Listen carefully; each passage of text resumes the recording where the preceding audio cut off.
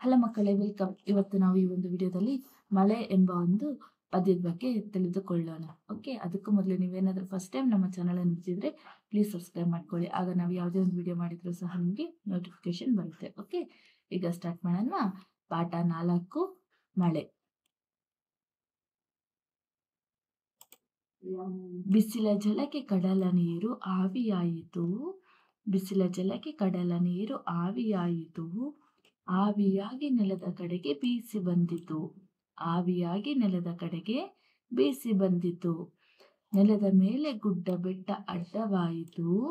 ನೆಲದ ಮೇಲೆ ಗುಡ್ಡ ಬೆಟ್ಟ ಅಡ್ಡವಾಯಿತು.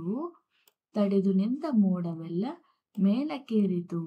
ತಡೆದು ನಿಂತ ಮೋಡವೆಲ್ಲ ಮೇಲಕ್ಕೇರಿತು. ಗಳಿಗೆಯೊಳಗೆ ಬಾನು ತುಂಬ ಮೋಡ ಕವಿಯಿತು. ಗಳಿಗೆಯೊಳಗೆ ಬಾನು ತುಂಬ ಮೋಡ ಕವಿಯಿತು. ಮಿಂಚು ಮಿಂಚಿ ಜಗವು ಬೆಳಗಿ ಗುಡುಗು ಗುಡುಗಿತು.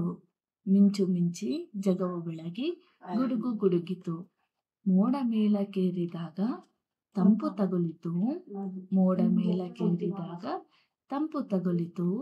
ಆವಿ ತಣಿದು ಭಾರವಾಗಿ ಕುಸಿಯತೊಡಗಿತು. ಆವಿ ತಣಿದು ಭಾರವಾಗಿ ಕುಸಿಯತೊಡಗಿತು.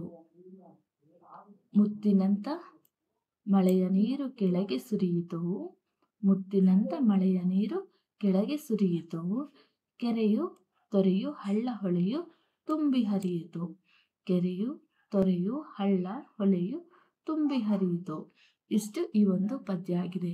ಓಕೆ, ನಿಮ್ಗೆ ಏನಾದರೂ ಈ ಒಂದು ಪದ್ಯ ಇಷ್ಟ ಆಗಿದ್ರೆ ಪ್ಲೀಸ್ ಲೈಕ್ ಆ್ಯಂಡ್ ಸಬ್ಸ್ಕ್ರೈಬ್ ಮಾಡಿ. Thank you for watching the video. Thank you.